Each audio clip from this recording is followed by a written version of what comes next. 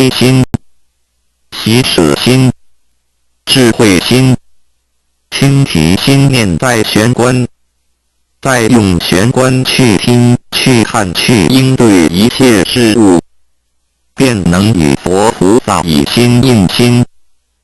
Heavenly portal is the main gate of our body. It is also the starting point for us to cultivate our heart. Every day we need to manage our mind and body properly. Each and every thought from the main gate is righteous because it is full of mercy, compassion, joy, giving, and wisdom. Focus our mind slightly on the heavenly portal and use this focused attention to listen, look, and deal with everyday matters.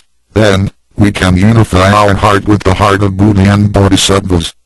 我们求道，是了解我们有个真主人，真主人也是住在我们的家里面。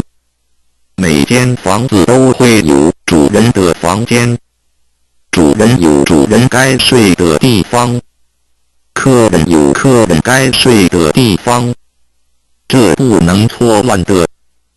Receiving Tao is to help us recognize the true master. Our body is like a house. Now, we know that this true master lives in our house.